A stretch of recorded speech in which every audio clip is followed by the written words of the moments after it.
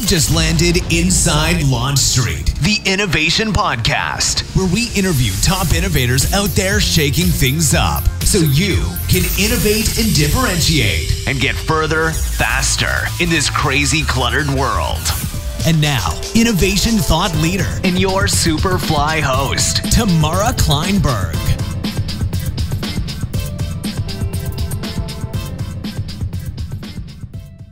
All right, today is going to be packed. I am here with the Gina Schrek. She is the president of Social Connects, a content marketing and social media management company. Social Connects helps manage online brands for realtor associations, hotels, health and fitness organizations.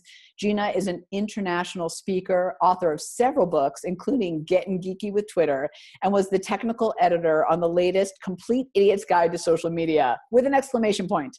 Gina was ranked as one of the top 50 women influencers online in Fast Company's Influence Project, so that's a pretty hard feat, so congratulations on that, and as one of the top 20 online social media coaches. So here to help us thrive in this new digital frontier is Gina Schrek.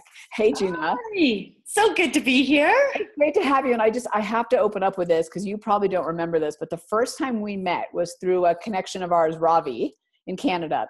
And we were at an NSA conference and you held a Twitter meetup and you created these little squares. That was our first time we met? I think so. We all put the little square in front of us and had because that was the only way we would recognize each other. I think it was like, what, in 2010 or yeah, it was 9? Because we said we only recognize people now through the little, cropped profile picture. Exactly right. It was the best. I will never forget that. So, okay, enough of, memory lane. Yeah.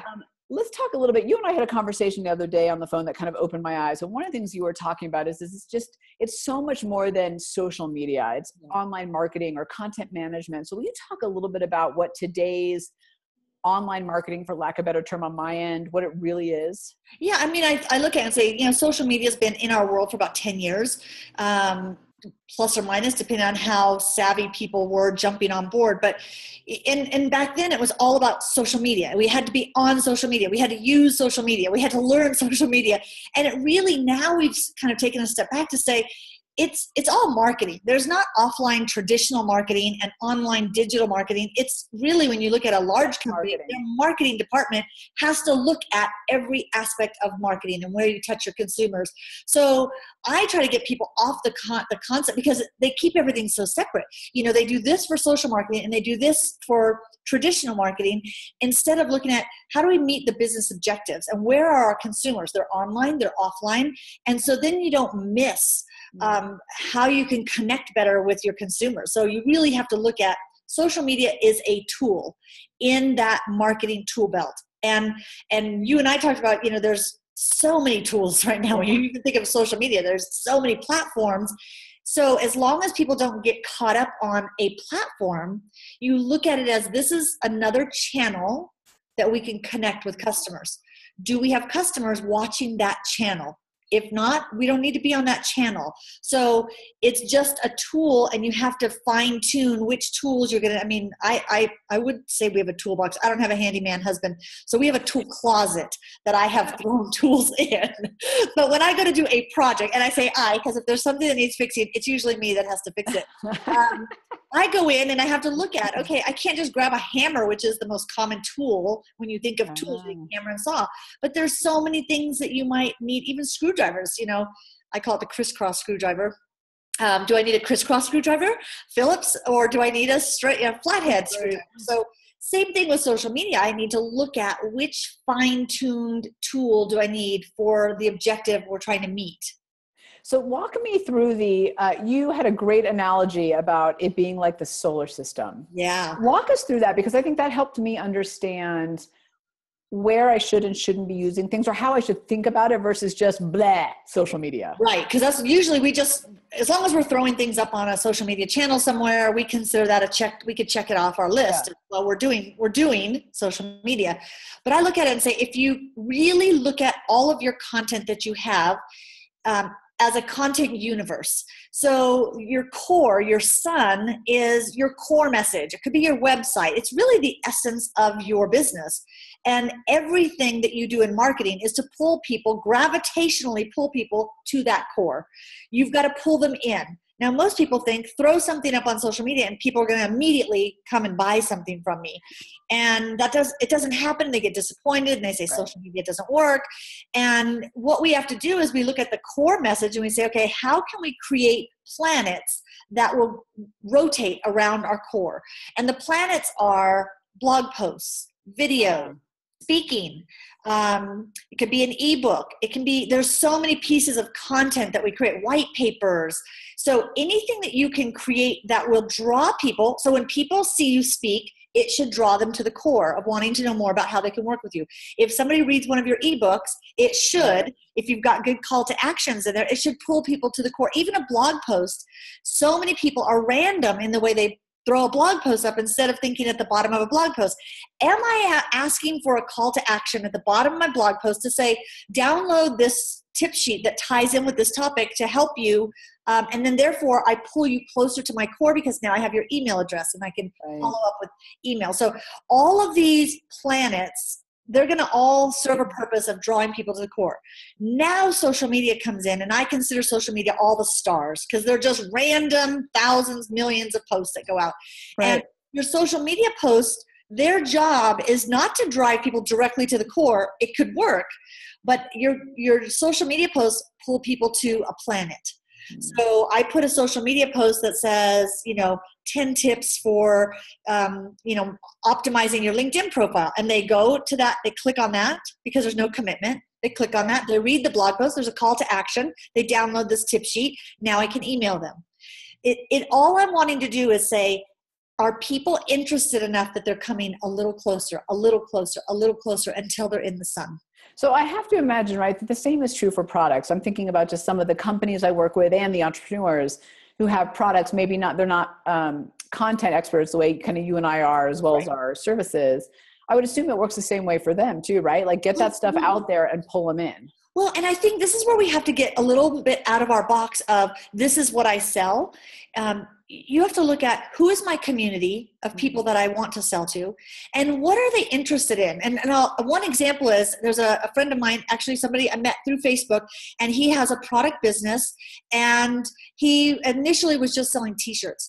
But when we got to the core, because his son was not t-shirts. That's just a product.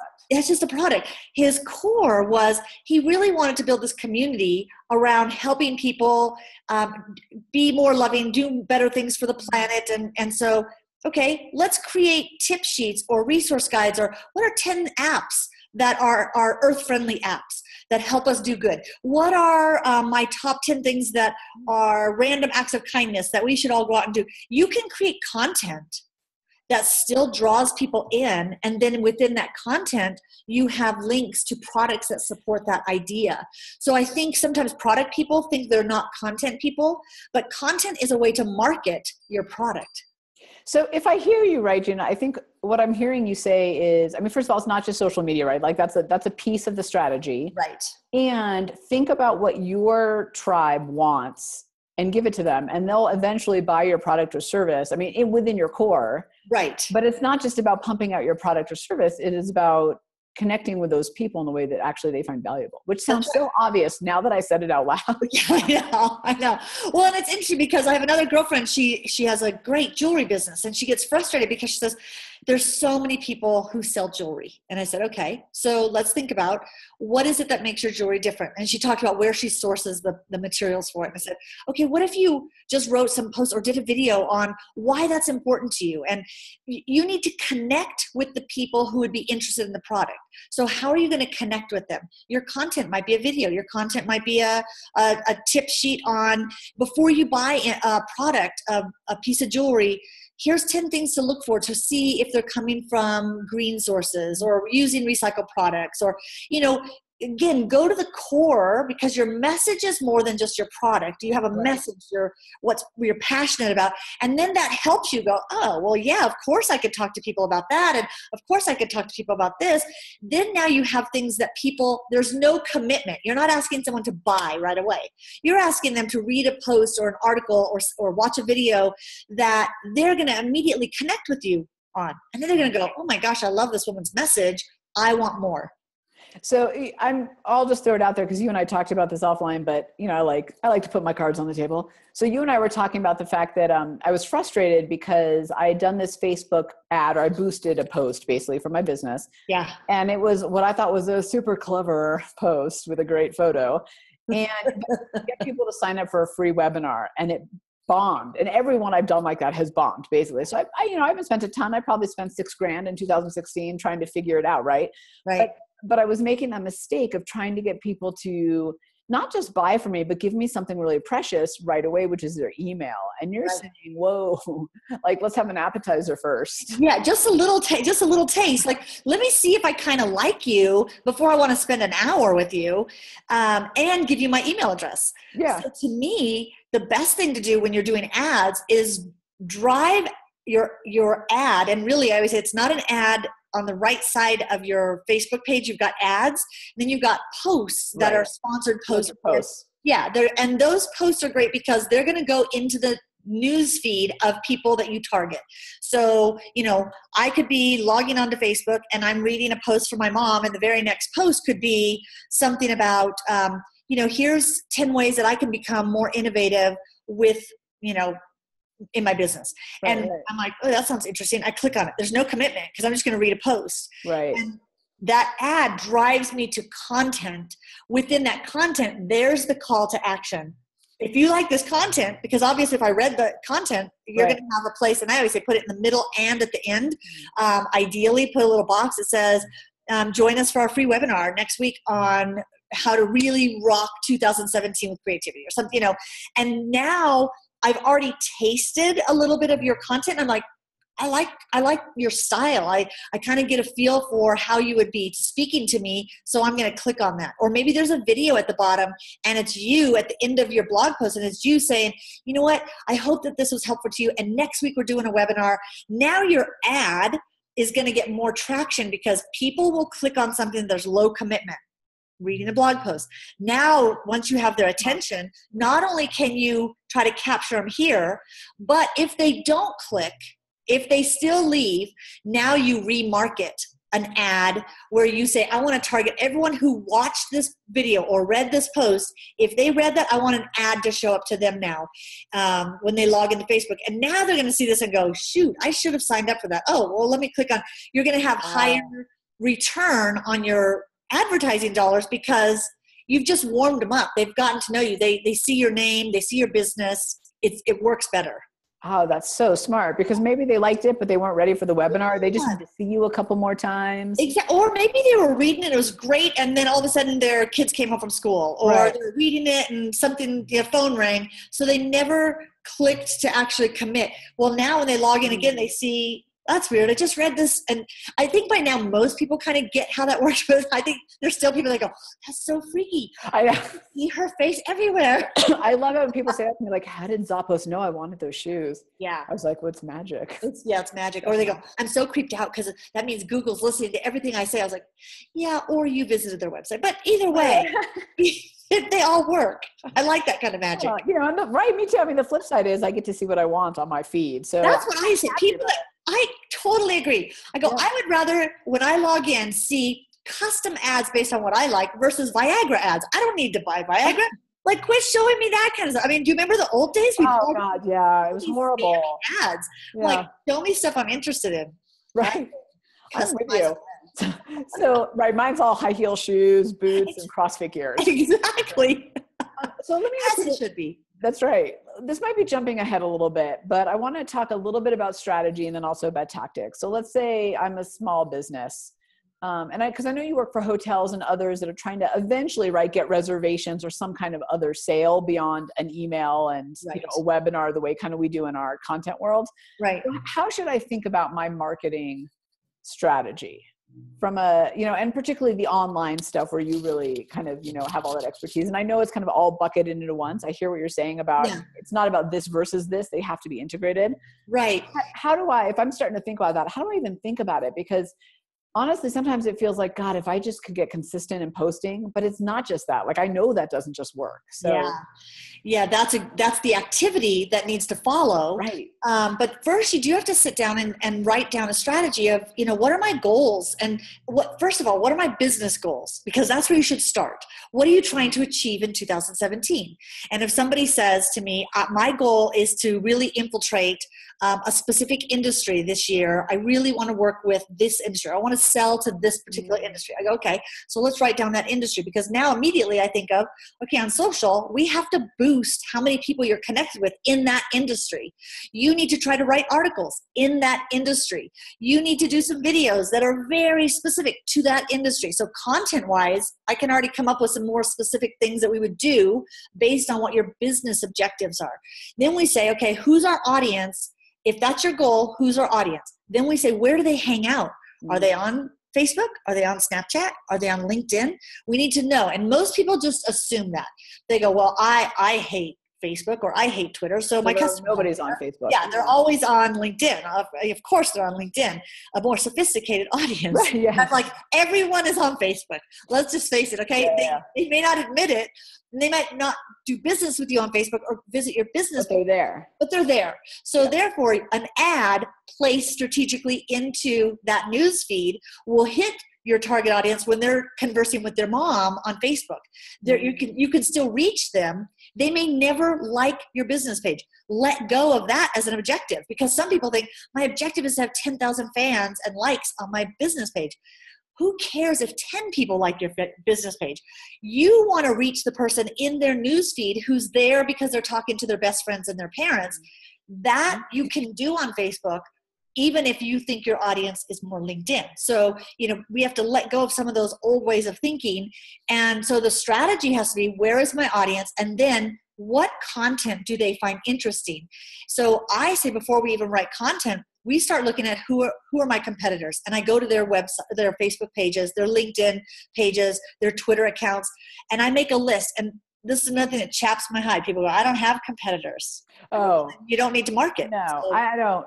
You know what? I'm so glad you brought that up, because to me, that means you are really myopic and probably going to fail. Yeah, you haven't done your homework. We all have competitor, and you know what? Even if you don't have a direct competitor, nobody does exactly what you do. Your customer is still making a choice between you and someone. That's exactly. Where is your ideal customer spending money instead of with you? Right. So you need to go to those pages, those profiles, and you need to start looking at what type of content are they sharing that gets engagement? What type of information are they posting, and how often are they posting? And what does it look like on their page? Really analyze, not just one, but as many as you can find. Then that strategy starts coming together, going, okay, so we're going to need to post. Our competitors are posting, 5-6 times a day. So can I post 5 and 6 times a day? Am I going to be able to write that much content and make it interesting? Okay, that should tweak my strategy of, if my business objective was here and this is what it's going to take to do this, you start putting that into place. So I just think too many people just think, oh, jump on social media, create an account and throw some stuff up and promote our business and link to our website and it'll work. It doesn't work. And 6 months later, a year later, some people several years later, they go, I've wasted so much time on social media. Well, and I've learned the hard way that I think likes and shares don't equate necessarily to dollars at the end of the day. If you're not doing it right, which I've obviously done it wrong many times, and it's so crowded, right? It's not what it was when it started, where you could really shine really easily. Right. And, and then it came to a point of going, there's so much content, but there's no visuals. So a lot of people started trying to stand out. I always said, you want to stop eye traffic. So what can you do to stop eye traffic? And still, I see horrible images. You have to look at, people get on Facebook and they scroll. People get on Instagram and they scroll. People get on LinkedIn, they read a little more, but there's still a lot of content there. So there's what's going to stop their eyes and make them look at your content. The first thing is an image. The second thing is a headline. So, you have to be strategic. And as you go, the way to tweak that and fine tune it is every month, look at your analytics on your platforms and say, what were my highest performing posts and which were my lowest performing posts? And let me look at, why did people like this one? Was it because it was short? There are some people that write way too much on Facebook. Nobody reads on Facebook. We like big pictures and shiny objects. It's like, do fill in the blanks and A/B, choices. Make it easy for people to engage. LinkedIn, maybe we didn't have enough content there to engage the thinker there. So, it's thinking of, who is that customer we're trying to reach? What do they like? Did I do my homework enough to see what people engage with in groups? I like to see what are the topics that people get heated over and really get a discussion going. And can I write a post on that topic? Because maybe it'll draw, I know that there's an interest there. So pay attention to what's going on off of your page. Typically, all we do is we care about posting. It sounds like if I probably spent more time, or anyone listening and watching, spent more time observing, I'd probably have to spend less time trying to figure out what the hell to post. Right. And you wouldn't post as many just junk posts. You would spend more time crafting more specific and tailored content that even if you didn't post as often, and there is a direct correlation with frequency equals higher numbers. I mean, that's just bottom line. The more you post, they see you more, right? Yeah. And it's just really because you're hitting different people at different times. We log into social media, and let's say we log in at 6 a.m. or 7 a.m. We kind of scroll through, and then we've had enough of that channel. We check out Instagram for a while, and we had enough of that. Then at noon, we might check in again. We see totally different content. So as a person that's trying to reach an audience that's bigger, I need to look at different time zones and when people log in to read and consume. Make sure you're posting enough that you're, if I log in at noon and you only post at 6 a.m. or 7 a.m, I don't even see your content because that's already way down there. I'm not going to scroll that far. Right. Yeah, I got to stop posting at 4 o'clock in the morning. I don't think it's working. Unless you're trying to reach people. See, if you're trying to reach people on the East Coast, it might work. You're that right. Works. I mean, email marketing is, I think, a little bit the same way too. It's a game of when is the right time to post. And I heard the most interesting thing. David Scott, I was talking with him, and he works for a company, does a lot of the email marketing, and it's a payment processing company for small businesses. So they're B2B. They send their emails out on the weekends. And I thought that was fascinating because you always hear Tuesdays are the best time. Yeah. He said weekends because nobody sends email on weekends. And he said, think about now, today, especially if we're marketing to entrepreneurs or people who, like most of us, work 7 days a week, we're always reading our email. We're always reading, we shouldn't be, but we are. So he said their weekend open rates were higher than any other day of the week. I thought that was really interesting. So we're going to play with that. Yeah, there's a woman who emails me on the weekends, and I do open her emails every time. Because, you've got time. I always say the best social media days, the best, your content's going to get read the most on the weekends because people are catching up. They're, I haven't checked Facebook all week. And they're not worried about, I need 15 minutes to go to this meeting. They can actually catch up on all this. It's so interesting. Yeah. And it's all kind of a game, right? I mean, I think we've seen this particularly in the last couple of years with people who come out with some bulletproof methodology, and it works for like a month, and then everybody does it. And everybody does it. Right, we're all marketing the same way, and then it doesn't work anymore. To me, if you keep in mind, marketing is all about experimentation. Yeah. Always. And I tell our team this is marketing is all about you try something and then you measure what happened.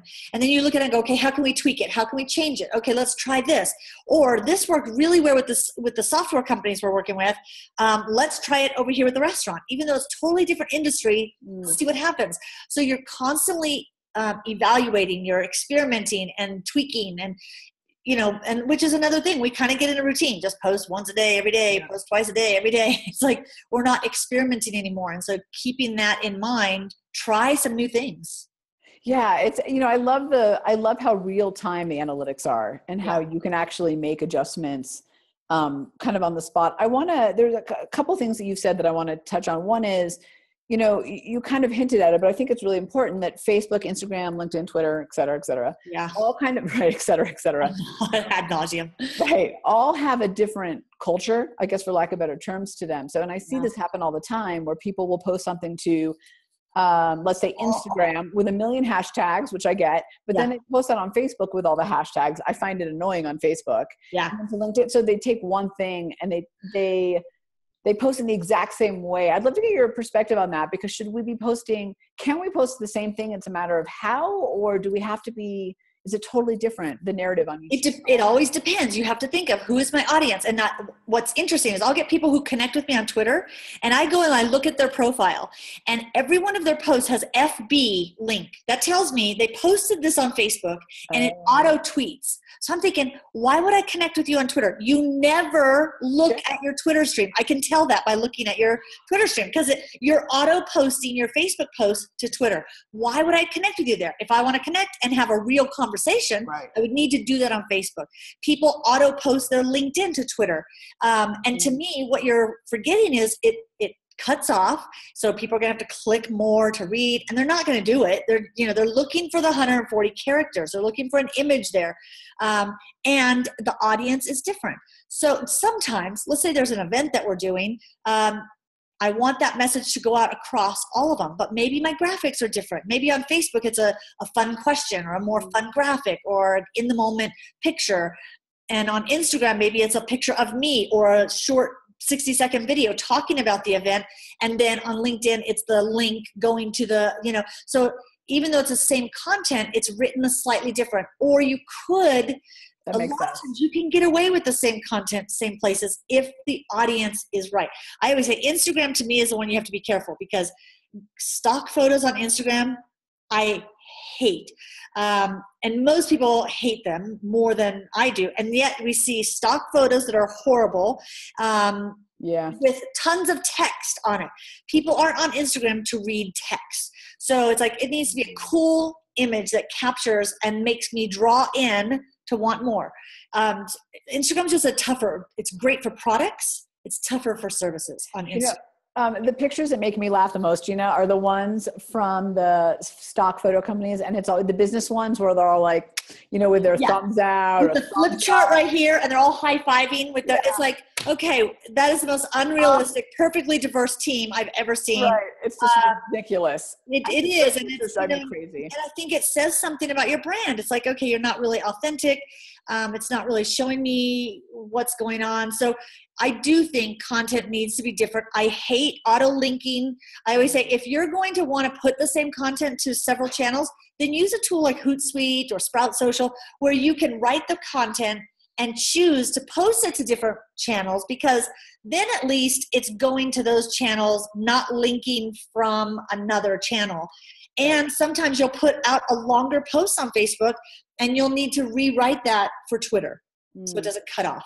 And again, it is a little more work, but people can tell when you do the shortcuts. Well, it feels lazy when you don't, and it makes me want to not engage with you. It makes me look at it and go, why would I connect with you here? Right. Yeah. So let's talk a little bit. You have really interesting clients, and obviously I don't want to ask you anything that's confidential, but I'd love to hear kind of some of those client case studies, or maybe one that really shines where you can share a little bit of the tactics and some of the ROI, like what happened because of it.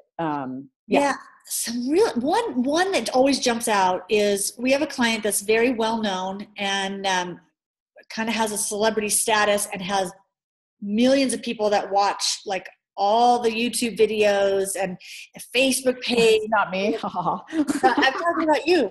Just kidding. And yet the sales weren't coming through. So when we first started working together, we were like, okay, so let's find out who is your audience, because sometimes what we don't realize is the people we're targeting have no money. Been there, done that. Yeah, and you and I have talked about that. Sometimes we're marketing to a group that they just don't have money to buy. So then you either have to come up with a different product to sell to that audience with no money, or you have to change who you're marketing to. Which in this case, we did both. We came up with a new product. We came up with multiple products, so different levels of product. Instead of one high price product, there was now many that they could choose from. And we helped come up with that and came up with some ideas and names. But then we also looked at, who are we connecting with? Like we have all these people that are, a lot of them were teenagers that were connecting because it was the cool factor, but they're not going to buy. So it's like, okay, we have to intentionally go out and connect with people and that meant different types of content because it may not have as much of a cool factor, but we need a sales factor. And it works. I mean, and still we've been tracking increased sales every single month. And so sometimes it's just we're targeting the wrong people. And maybe we don't know. Maybe we have to survey our customers. And maybe it's just we've never really thought of it. Like, oh yeah, I'm targeting an audience who's broke. And can I create a product that's a lower price product to serve that audience, and yet still now go after a different audience at a higher price point. Hotels is one. Again, this is one where we did something different because in the past they were just putting up posts and they weren't really tying it to actual revenue. And so we looked at creating specific links for Facebook, specific links for Twitter, so we could see, and we tied into the revenue system so we could see revenue generated per post. And then what we found was which channel drove traffic the best, which actually on the other one, we actually found out the channels that we thought were really important. Like we thought Twitter was super important because there were so many followers, but no traffic was coming to the website, almost none. I mean, it was so minuscule from Twitter. And what we found was Pinterest, which we had kind of just had as a stepchild, for hotel, driving more traffic than any of the others combined. So we started going, oh my gosh, we've got to put together a Pinterest strategy and be very intentional on Pinterest of making sure we were linking to products, and we started doing buyable pins. And look at your analytics. And if you don't know how to do that, ask someone to help you. Pay somebody for a couple hours to set up Google Analytics on your website and help you just set that up, because every month you can get a report that's free that tells you where's your traffic coming from, and then make some tweaks based on that, because you might think you should be spending all this time building your Twitter following.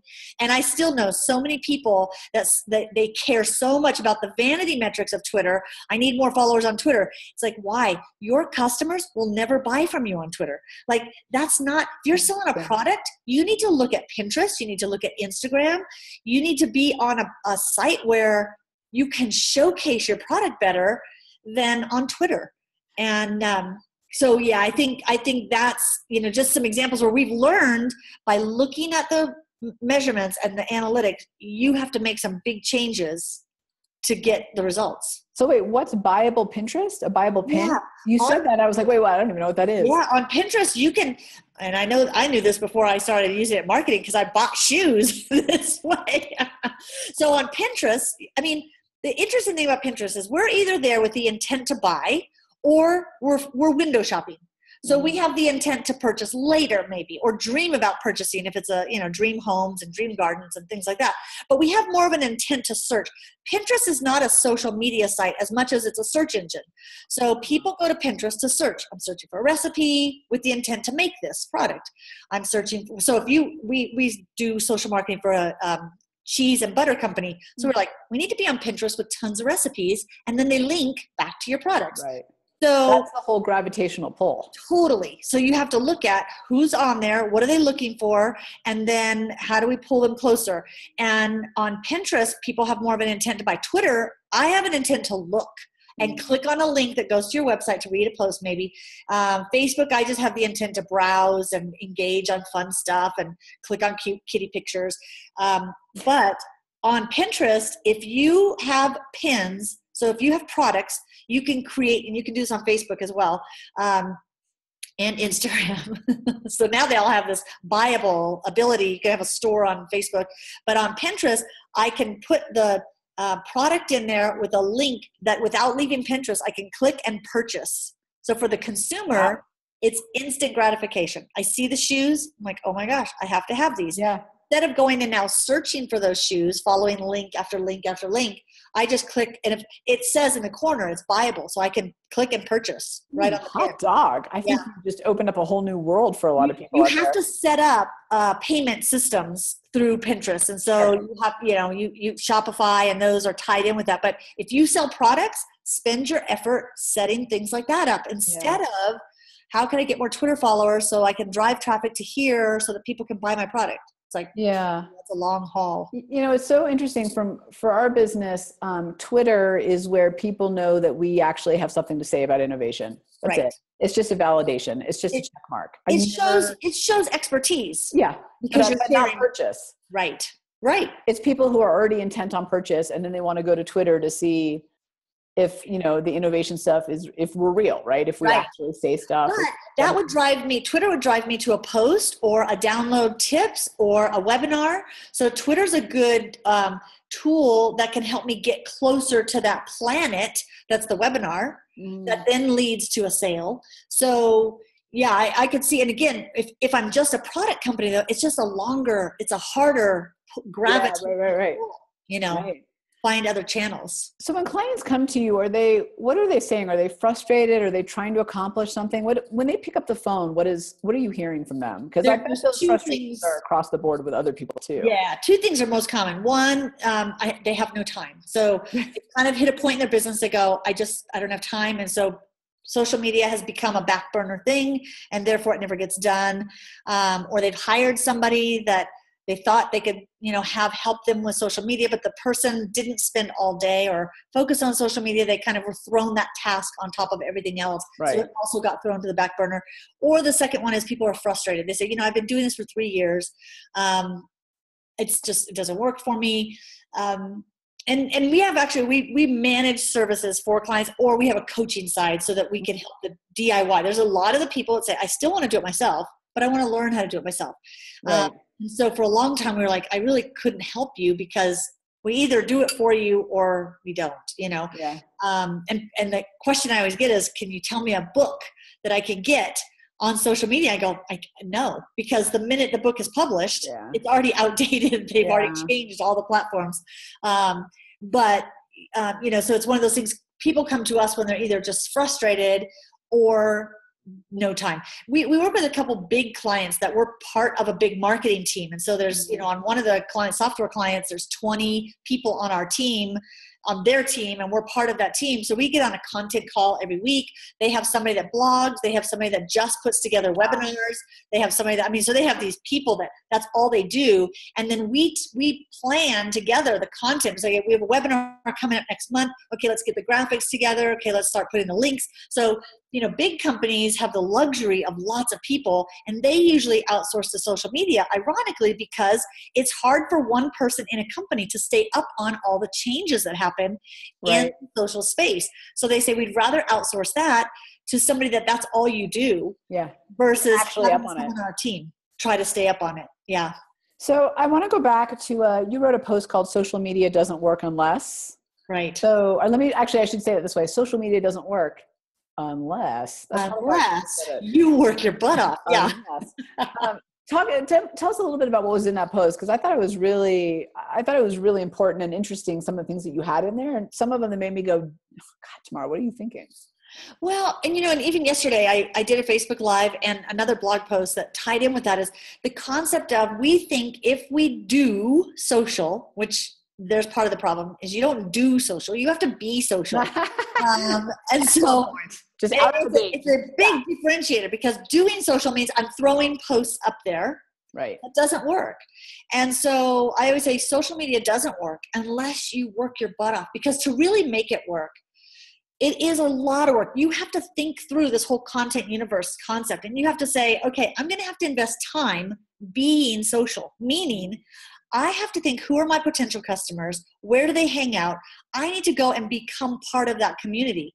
So maybe I'm chatting in the Chambers Facebook page because I need to be involved there. Doesn't mean I go there and immediately say, I can provide that service for you and put my link on my site. It means that I'm seeing what they're discussing, and I like and I comment. And every time I like and comment, it leaves a link back to my Facebook page. So if I like and comment from my business page on another page, I'm leaving little traces, but yet I'm doing it in a subtle way, and I'm there to become part of the community.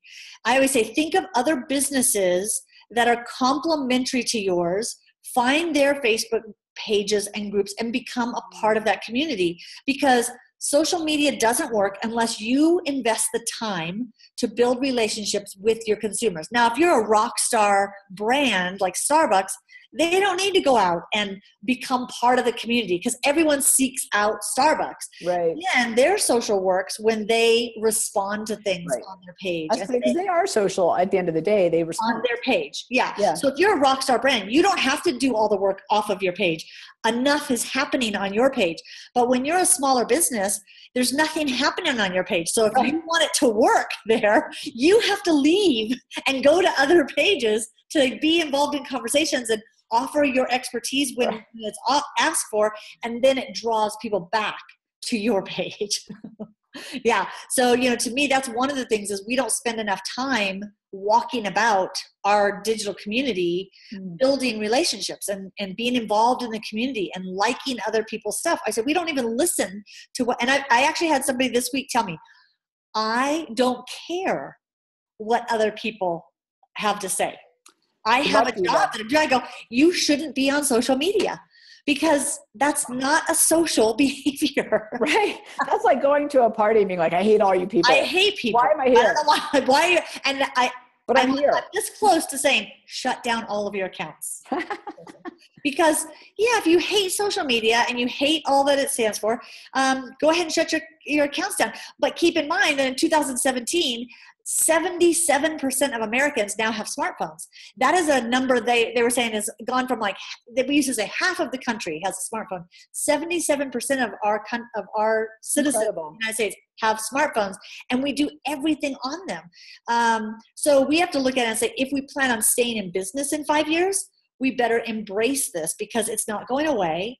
We have to find ways. How do we connect in a digital world? It isn't the same as I used to be able to go to an event and meet people and build relationships and set an appointment and get business. Well, guess what? They're not answering your phone calls and setting those appointments anymore. Right. And and you have such a big, a broader opportunity online. Totally. You're not geographically hindered. But it still takes time. So I tell people, think of it as in the morning, you're going to a chamber event every day. In the morning and in the afternoon. Every day it's on your calendar and you're going to log into this digital chamber and you're going to go and mingle and mix and chat and build relationships and people are going to see your face and get to know what you do. And then they're gravitationally, they're drawn to you because they're like, who is this person? And wow, look at all this interesting content they have. And that's how you draw people in. When I say social media doesn't work, another thing I always point out is we're so impatient. We think it should all happen. Why aren't people buying my stuff already? It takes time to build relationships. Yeah, it really does. And, the thing that drives me crazy is the laziness. We were talking about it a little bit earlier, but there's a few companies I know that what they do on Facebook, what I see is, here's our latest product. That's it. That's the post. I'm like, here's how great we are. Right. Here's my newsletter. Yeah. Oh, please. Yeah. That's okay. There's another side thing on your website. Go and look at your website. How are you capturing people's information on your website? Because if the only way you're capturing it is sign up for my newsletter, who wants another newsletter? Don't try to just get me to sign up for a newsletter. Give me something of value on your site. Click here for 10 things that you need for this, or here's a resource guide for you to do XYZ. That's something free for me. I'm going to click on it. If it's valuable information, I'll give you my email address. But sign up for my newsletter is the weakest call to action. Subscribe. Don't ever say subscribe. Yeah, it's just like, download this, join our community, find ways to be more social and friendly on all of your platforms, including your website. It's interesting. We just launched this year. We're doing 4 of them, these 14-day innovation booster programs. So it's basically 1 3-minute exercise a day for 14 days to increase your innovation metabolism. Mm-hmm. And it's free. And it is a ton of work on our side, and it's on a member site. And and I think it's part of our digital marketing, I should say, strategy. And we had more signups for that than I had in 6 months of just straight up join or subscribe. Or after 14 days of hearing from you and getting great value from you with no commitment, why wouldn't I want to work with you? Right. That's my hope. Yeah. I mean, it's like, but think about, if they're not working with you, they probably aren't working with someone else. So, you look at, if I'm going to hire someone, if I'm going to work with somebody, I'm going to work with somebody who's now giving me 14 days of value versus the person who says 5 or, So I think that's another thing. I think, I don't know why for some reason this came up, but there's a guy that I know from Facebook who sells a product, and he got his community's input on, what do you guys think of this new product? And it's at a high price point. And everyone's like, oh my gosh, it's awesome. It's great. I love it. He didn't ask, would you all buy it? Right. He said, what do you think of it? Two different questions. And then when he launched it and nobody bought it, he's like, okay, everybody said this was awesome. I go, saying it's awesome and saying I'm going to buy it is two different things. Why do you think Kickstarter works? Because you're saying, give me money and then I'll make the product, So sometimes we launch big things and we don't think through, will people buy it? And we need a gateway, like a 14-day trial of something, a 14-day, usually 7 and 14 days are great trials. If you go 30 days, it's too long. Yeah, that's a commitment. Yeah, it's like 14 days. It's like, I know you at the end of 14 days. I like you at the end of 14 days. And, and I'm looking at the login rates, and 100% don't log in and do it every day by any means. It doesn't matter. But, I think kind of to your point, the lesson I learned was I got to pump out good value stuff for people to engage with me before I'm asking them to buy a year-long membership on LaunchStreet for their company or themselves, or take the assessment or, whatever. And I used to try to do that, and it really didn't work for me. Yeah, which is a great point. When you're creating these planets, make them digestible, because 14 days is a lot of content. You're right. People aren't going to log in every day.